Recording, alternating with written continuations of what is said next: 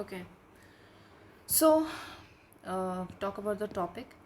सो हमारा टॉपिक है human relation school. और एज इट इज़ हमने टॉपिक को उतारा है जैसा कि सिलेबस में लिखा है ब्रैकेट में एल्टन म्यू अलग. सो बेसिकली एक ह्यूमन रिलेशन स्कूल आया था और उसके जो मेजर थिंकर थे दैट वाज एल्टन म्यू. थोड़ा सा हिस्ट्री एंड बैकग्राउंड देख लेते हैं. सो ये इमर्ज होता है 1930s में एंड 40s में as a critic of classical thinkers. तो ये क्लासिकल थिंकर्स के बाद आता है और एक तरीके से इमर्ज होता है अपने आप में एज अ क्रिटिक मतलब गाली देने वाला, है ना. क्लासिकल थिंकर्स को गाली वाली देता है. क्लासिकल जो थ्योरीज है उनको बोलता है कि ये बहुत ज़्यादा मैकेनिकल है, फोकस करती है सिर्फ और सिर्फ एफिशिएंसी पे, रूल्स पे एंड स्ट्रक्चर पे. ऐसा ये जो है थ्योरी क्रिटिक करती है. साइंटिफिक मैनेजमेंट के बारे में ये बोलता है कि इग्नोर द इमोशंस की बात नहीं करी, only so worker as a machine. और मशीन की तरह एक वर्कर को देखा है. मतलब दोनों की एक तरीके से बात करें तो मैकेनिकल है, सिर्फ एफिशिएंसी पे फोकस है, इमोशंस को इग्नोर करा है, रूल्स एंड स्ट्रक्चर पे फोकस है, ऐसा बोला. Now socio economic factors. अब इस टाइम पे चल क्या रहा था, बाकी चीज़ें क्या चल रही थी. तो जैसे कि इस टाइम पे इंडस्ट्रियल अनरेस्ट होता है, इंडस्ट्रियल रेवोल्यूशन, ठीक है, और प्रोडक्टिविटी का गिरना वहाँ पे. ग्रोइंग ट्रेड यूनियंस, यहाँ पे ट्रेड यूनियंस भी बनना शुरू होते हैं. ट्रेड यूनियंस मतलब उससे होते हैं दैट इज़ वर्कर, जो भी उस काम करते हैं वर्कर, तो वर्कर्स के जो यूनियन होते हैं जनरली उसको हम क्या कहते हैं दैट इज़ ट्रेड यूनियंस, है ना. जो वर्कर की बात रखते हैं कि वर्कर को किस तरीके से ट्रीट किया जाए कि अच्छा ट्रीटमेंट मिले, टाइम पे सैलरी मिले. तो साथ में यहाँ पे एक डिप्रेशन भी आता है 1929 में, जो कि शो करता है नीड फॉर वर्कर वेलफेयर, कि कितनी ज़रूरत है कि वर्कर का जो वेलफेयर है वो रहे सही, तभी जो है हम अपनी ग्रोथ कर पाएंगे. Psychology and sociology become popular. इस टाइम पे जो सोशोलॉजी है, साइकोलॉजी जैसे सब्जेक्ट्स हैं ये भी काफ़ी पॉपुलर होते हैं. उनका भी इम्पैक्ट कहीं ना कहीं इस सब्जेक्ट पे आता है. तो क्या हुआ, इंडस्ट्रियल अनरेस्ट हो रहा था, ट्रेड यूनियंस भी हो रहे थे, डिप्रेशन भी आ गया, एंड साइको एंड सोशो जैसे जो दैट इज़ सब्जेक्ट्स है वो भी पॉपुलर हो गए. अब इसका एग्जांपल दिया जैसे कि मारुति सुजुकी है, ठीक है. स्टिकर्स स्ट्राइक में स्ट्राइक आ जाती है 2012 में. मैनेजमेंट रियलाइज, और मैनेजमेंट फिर रियलाइज़ करती है कि the importance of addressing the workers social and emotional needs, not just wages. तब समझ में आता है कि नहीं देखो, जो वर्कर है पैसे तो उसको देने ही हैं, साथ के साथ उसके सोशल इमोशनल नीड्स को भी फुलफ़िल करना जो है वो जिम्मेदारी है. तो बेसिक चीज़ हमने बताई, हिस्ट्री हमने देख लिया. नाउ की थिंकर्स एंड उनके कॉन्ट्रीब्यूशंस क्या हैं. सबसे पहले बात करूँ तो एल्टन म्यू है. एल्टन म्यू जो है हमारे, इनको father of human relation school भी हम कहते हैं, कि ये पिताश्री हैं ह्यूमन रिलेशन स्कूल के. मतलब कहीं ना कहीं जन्म दिया है ह्यूमन रिलेशन जैसे एलिमेंट्स को हमारे एडमिनिस्ट्रेशन में. स्टडीड वर्कर इमोशंस, इन्होंने पढ़ाई करी कि किस तरीके से वर्कर के इमोशंस क्या हैं, वर्कर किस तरीके से मोटिवेट होता है, एंड ग्रुप रिलेशन, वर्कर एक किस तरीके से ग्रुप का पार्ट होके ग्रुप में अपने रिश्तों को बनाता है. तो ये बेसिकली इन्होंने पढ़ाई करी है. बिलीव्ड, ये बिलीव करते थे कि सोशल नीड्स ग्रेटर है इकोनॉमिक नीड्स से. ये बहुत ज़्यादा जो है इम्पोर्टेंस देते थे कि सोशल नीड्स बहुत ज़्यादा इम्पॉर्टेंट है, इकोनॉमिक नीड से भी ज़्यादा इम्पॉर्टेंट हमारी क्या है, सोशल नीड्स है, ऐसा ही कहते थे. Now as well as Chester Barnard भी ह्यूमन रिलेशन थिंकर ही हैं. आगे हम इनके बारे में पढ़ लेंगे. MP फॉरेट जो हमने पढ़ी, MP फॉरेट की अगर मैं आपको एक बात बताती हूँ दैट इज़ कि अगर हम कहें क्रोनोलॉजिकली दैट इज़ टाइम के अकॉर्डिंग, ये बेसिकली इनको हम क्लासिकल थिंकर मानते हैं, लेकिन इनकी जो बात है, जो थॉट प्रोसेस है वो ह्यूमन रिलेशन जैसी है. तो दैट इज़ हम MP फॉरेट को ह्यूमन रिलेशन स्कूल में भी कह सकते हैं. बेसिक चीज़ें हमने देखी, आगे बढ़ते हैं. एग्जाम्पल, इन्फोसिस नारायणा मूर्ति. इन्फोसिस एक कंपनी है जिसमें नारायण मूर्ति जो इसके CEO थे, उन्होंने फोकस करा एम्प्लॉय के वेलफेयर पे, टीम वर्क पे एंड एम्प्लॉय को पार्टिसिपेशन में, जिससे कि क्या हुआ, that led to the higher productivity. So बहुत सारे एग्जांपल्स हैं ऐसे हमें देखने को मिलते हैं कि जिनसे जब एम्प्लॉय को थोड़ी सी इंपॉर्टेंस फील कराई, टीम पे ध्यान दिया, उसका पार्टिसिपेशन वगैरह कराया, तो उससे कहीं ना जो प्रोडक्टिविटी है वो बढ़ गई. Now Hawthorne experiment, human relation school का ये सबसे ज़्यादा जो है फेमस एक्सपेरिमेंट हुआ. इसका नाम कोशिश करेंगे लिखने की सो दैट थोड़ा सा एग्जामिनर को लगे कि पढ़े लिखे लोग हैं. इसको डायरेक्ट किया एल्टन म्यू ने एंड टीम ने. मतलब एल्टन म्यू थे, साथ में उसके और भी लोग थे जैसे कि विलियम डिक्सन, ठीक है. तो थोड़ा बहुत इसके जो नाम है उसको याद रख लेना है, that is William Dickson. Now जैसे कि ऐसे याद रखेंगे, अल्टर म्यू फादर है तो कोई सन तो होगा ही उसका, तो इस तरीके से याद है विलियम डिक्सन। नाउ कुछ फेजेस में हमने इस हॉथरियन एक्सपेरिमेंट को कराया, जैसे कि सबसे पहला है इल्यूमिनेशन स्टडीज़। इसमें क्या करा कि लाइट एंड प्रोडक्टिविटी को टेस्ट किया। इसमें बेसिकली क्या किया कि हम जो है ग्रुप हमने बनाया, उस ग्रुप को हमने कभी लाइट बढ़ाई, कभी लाइट घटाई, कभी लाइट को और डिम करा, कभी लाइट को बहुत ज़्यादा करा, ये सब कुछ हमने करा लाइट के साथ। लेकिन हमने देखा कि उसका क्या इम्पैक्ट पड़ रहा है प्रोडक्टिविटी पे, ये चीज़ें हमने टेस्ट करी। और हमें ऐसा मिला कि जो प्रोडक्टिविटी है वो rose even in the poor light, कि प्रोडक्टिविटी डिम लाइट में भी बढ़ रही है। सेकेंड हमने करा रिले असेंबली टेस्ट रूम। इसमें हमने क्या करा कि स्मॉल ग्रुप को स्टडी करा एंड हमने ये फाउंड करा कि सोशल बॉन्ड्स जो है वो भी इम्प्रूव कर रहे हैं परफॉर्मेंस को। मतलब क्या है, हमने ग्रुप लिया, ग्रुप को समझा कि किस तरीके से जो ग्रुप के जैसे कि 6 लोग हैं वो किस तरीके से इंटरेक्शन कर रहे हैं, ठीक है, किस तरीके से क्या कर रहे हैं वो इंटरेक्शन कर रहे हैं। हमने ये चीज़ समझी किस तरीके से वो क्या कर रहे हैं, इंटरेक्शन कर रहे हैं, अलग अलग तरीके से लोग कर रहे हैं।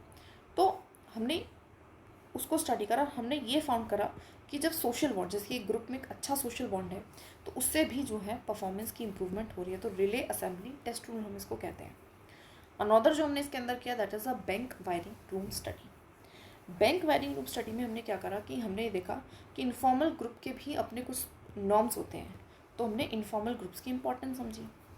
इंटरव्यूज़ भी हमने इंटरव्यूज़ लिए, ठीक है, तो इंटरव्यूज़ लाइक एक अल्टर में बैठा, उसने वर्कर्स को बुलाया, मैनेजर्स को बुलाया, उससे पूछा, तो workers wanted recognition and respect. तो पता चला कि वर्कर की शिकायतें सिर्फ इतनी नहीं है कि उनको सिर्फ पैसा ही चाहिए, बट उनको साथ में चाहिए दैट इज़ आ रिकॉग्निशन भी एंड रिस्पेक्ट भी।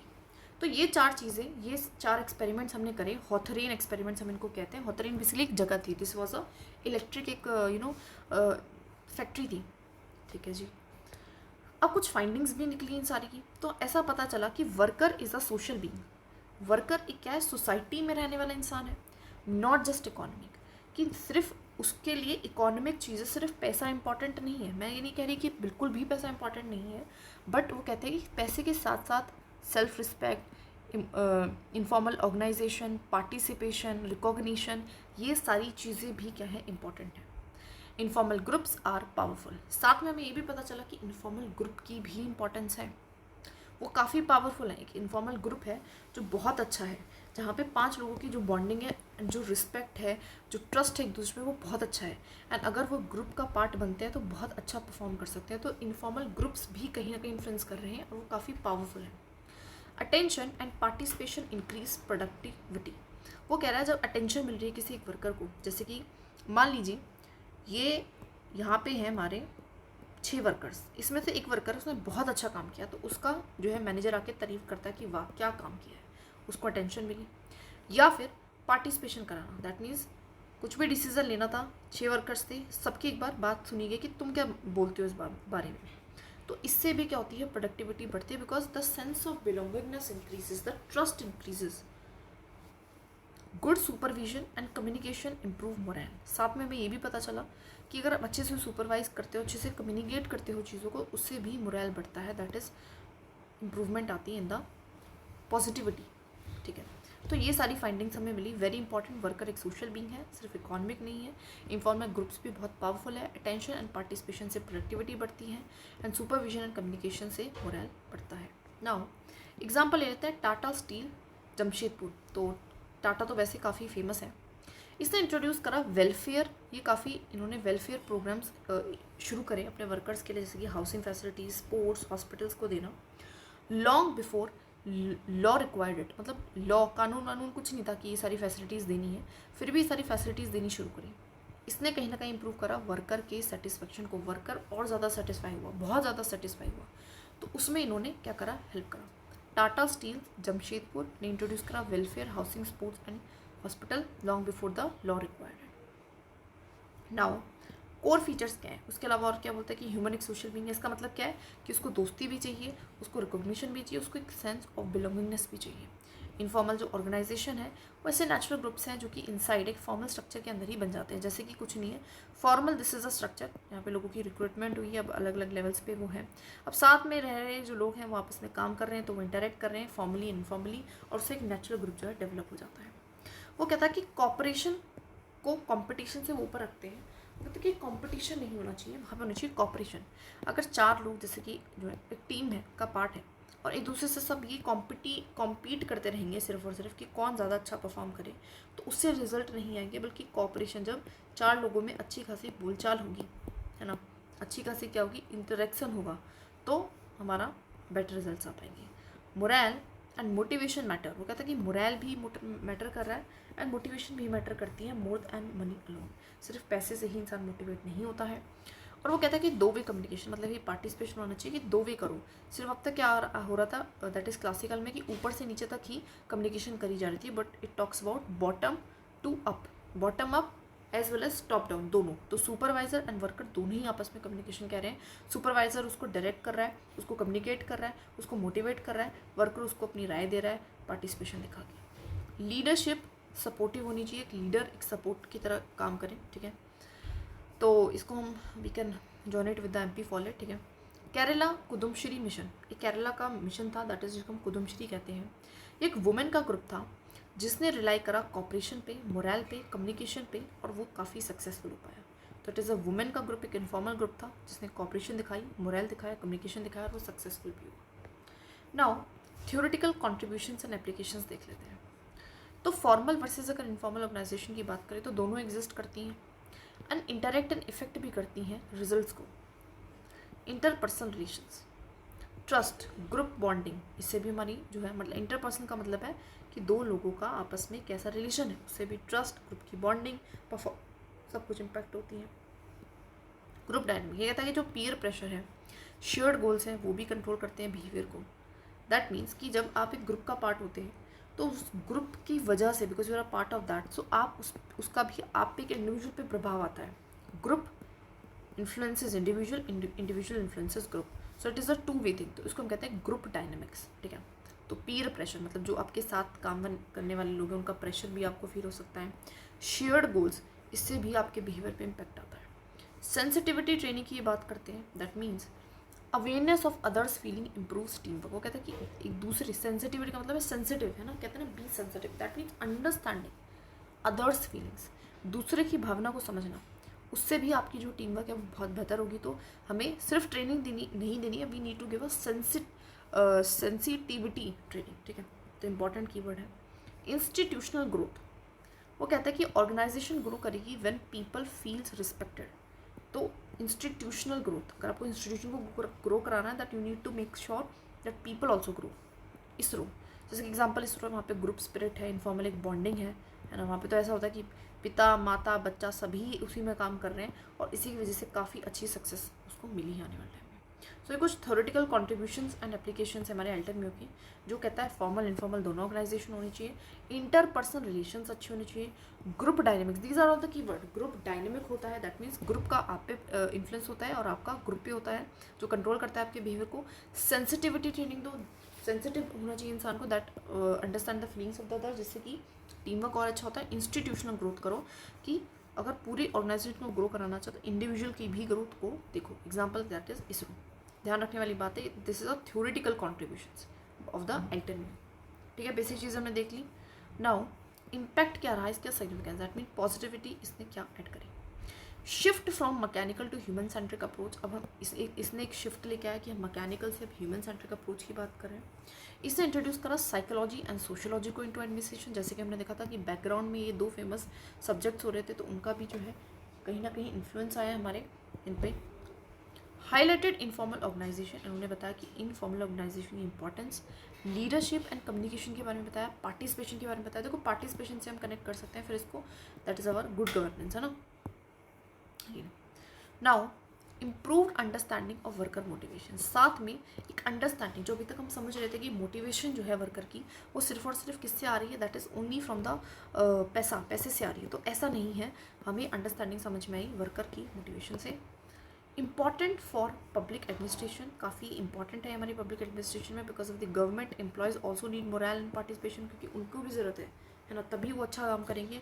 उसी से हमारा जो जैसे जो कि स्टेटस क्यों है वो चेंज हो पाएगा, जो कॉलोनियल माइंडसेट है वो चेंज हो पाएगा। सो इम्पॉर्टेंस, ठीक है। तो बेसिक चीज़ हमने सिग्निफिकेंस क्या रहा, shift from mechanical to human, introduce psychology and sociology, informal organisation की इंपॉर्टेंस, कम्युनिकेशन की इंपॉर्टेंस, अंडरस्टैंड कराया वर्कर की मोटिवेशन के बारे में, और पब्लिक एडमिनिस्ट्रेशन में भी हम इसको काफ़ी हद तक कर सकते हैं. Example, MNREGA emphasis. मनरेगा का जो इम्फेसिस है वो आया वर्कर की डिग्निटी के ऊपर, कि एक जो वर्कर है उसकी क्या इज्जत है, एंड पार्टिसिपेशन क्या है, नॉट जस्ट वेजेस. और सिर्फ वेजेस पे नहीं. मनरेगा ने इम्फेसिस डाला वर्कर की डिग्निटी पे. जैसे कि मनरेगा सिर्फ ये नहीं कर रहा है, सिर्फ पैसे नहीं दे रहा है, उसकी डिग्निटी को भी मेंटेन कर रहा है, उसको पार्टिसिपेट भी करा रहा है. तो we can write it as an example. Now criticism क्या है. देखिए, बहुत ज़्यादा फोकस कर दिया ह्यूमन रिलेशंस पे, इग्नोर कर दिया फॉर्मल स्ट्रक्चर को. फॉर्मल स्ट्रक्चर की एक भी अच्छाई करी या नहीं, नेगलेक्ट कर दिया इकोनॉमिक एंड टेक्निकल एस्पेक्ट्स को. वर्क में सिर्फ और कोई इम्प्रूवमेंट की और कोई स्कोप नहीं है. क्या आज के टाइम पे टेक्नोलॉजी से कितनी इंप्रूवमेंट आई है, उसको तो नेगलेक्ट करा. तो neglected the economic and the technical aspects of work. Seen as a soft approach, बहुत प्यार भरी अप्रोच है. Managers could use it to manipulate the worker. अब हो सकता है कि मैनेजर्स इस प्यार को गलत तरीके से यूज़ कर सकते हैं. फाइंडिंग्स को बोला जाता है काफ़ी बाइस है. दैट मीन्स व्हाट, आपने जो भी एक्सपेरिमेंट करा, जो लोग एक्सपेरिमेंट के अंदर थे, उनसे आपको पता चला एक चीज़, उनको ऑलरेडी पता था कि एक एक्सपेरिमेंट हो रहा है. Example Hawthorne studies. तो कहते हैं कि फाइंडिंग्स बाइस थी. ओवर एम्फेसिस दिया स्मॉल ग्रुप पे. Small group studies and not large organisation. इन्होंने क्या करा, एक बड़ी सी ऑर्गेनाइजेशन का एक छोटा सा ग्रुप उठाया एंड उसको स्टडी कर डाला और उस पर अपनी थ्योरी दे दी. लार्ज ऑर्गेनाइजेशन, पूरी ऑर्गेनाइजेशन को तो समझो, हो सकता है कि ये ग्रुप कुछ और हो, ये ग्रुप कुछ और हो, ये ग्रुप कुछ और हो, ये ग्रुप कुछ और हो, ये ग्रुप कुछ और हो, ये ग्रुप कुछ, और ऐसे भी लोग होंगे जो ग्रुप में है ही नहीं, जो ग्रुप में रहना नहीं पसंद कर रहे हैं. तो उनका क्या, ठीक है. तो too much focus on the human relation, ignore the formal structure, neglected economic and technical aspects, seen as a soft approach, finding bias है, एंड ओवर एम्फेसिस कर दिया स्मॉल ही ग्रुप की स्टडीज़ करी. मोटा मोटा अगर मैं इनको हाईलाइट करूँ तो too much focus, economic technical पर बात नहीं करी, सॉफ्ट अप्रोच है, बाइस है, एंड स्मॉल ग्रुप की ही ये स्टडीज़ है. चलो आगे देखते हैं. नाउ एग्जाम्पल, जैसे कि इंडियन रेलवेज है, तो इंडियन रेलवेज में human relation alone can't work. आप सिर्फ ह्यूमन रिलेशन को अपना लो तो क्या वो काम करेगी. आपको उसके लिए टेक्निकल एफिशिएंसी चाहिए, आपको एफिशिएंसी चाहिए. एफिशिएंसी नहीं आएगी तो ट्रेन लेट हो सकती है, कोई टाइमिंग ही नहीं रहेगा. स्ट्रिक्ट फॉर्मल रूल्स भी चाहिए होते हैं बहुत सारी जगहों पे. आप डिफेंस में ये चीज़ नहीं कर सकते हो. Now application and contemporary relevance. आज के टाइम पे क्या ये यूज़ है, आज के टाइम पे क्या इसकी इंपॉर्टेंस है, आज के टाइम पे क्या ये रेलेवेंट है. यस, ये अभी भी रेलेवेंट है एचआर मैनेजमेंट में. अगर आपको ह्यूमन रिसोर्स को मैनेज करना है तो कैसे करोगे. टीम बिल्डिंग में भी अगर आपको टीम बनानी है तो ऑफकोर्स टीम बनानी है तो आपको इनफॉर्मल पार्टिसिपेशन वगैरह, इनफॉर्मल स्ट्रक्चर चाहिए. पार्टिसिपेटरी गवर्नेंस, आज हम बात करते हैं पार्टिसिपेटरी गवर्नेंस की, कि पार्टिसिपेशन कराओ, सिटीजन सेंट्रिक एडमिनिस्ट्रेशन कराओ, सिटीजन्स का पार्टिसिपेशन, तो उसके लिए भी रेलिवेंट है. नाउ क्या इसका यूज़ है पब्लिक एडमिनिस्ट्रेशन में या सिटीजन पार्टिसिपेशन के लिए. ग्रीवेंस रिडर्सन है ना, उनकी बात सुनना, टीम वर्क, इन सब में हमारा यूज़फुल है. इंडियन एग्जाम्पल्स अगर हम देखें, एग्जाम्पल है आरटीआई एक्ट. आरटीआई एक्ट क्या कह रहा है, दो वे कम्युनिकेशन कर रहा है between the government and the citizens. Citizens पूछ रहे हैं, गवर्नमेंट जवाब दे रही है, तो टू वे कम्युनिकेशन है. डिजिटल इंडिया, जो डिजिटल इंडिया दैट मीन्स जितनी भी सर्विसेज है डिजिटली दी जाए, उससे पार्टिसिपेशन एंड सेटिस्फेक्शन बढ़ रही है. कॉर्पोरेट में भी एचआर प्रैक्टिसेस हैं, इन्फॉइस हो गया, टीसीएस हो गया, है ना, टाटा कॉर्पोरेशन कुछ करके ये भी फोकस कर रहे हैं मोरल पे एंड हमारा वेलफेयर पे. एग्जाम्पल्स हम कोशिश करेंगे कि थोड़ा सा प्राइवेट एंड थोड़ा सा पब्लिक दोनों का ही लिखने की कोशिश करें. Right, so we have done this in the holistic manner, in a very very holistic manner. Important जो कीवर्ड्स थे उनको थोड़ा सा रिवाइज करना है, लिखना है, and try to inculcate the paper.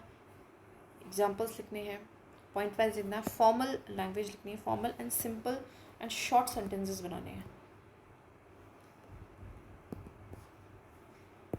Good representation देना है. That is it.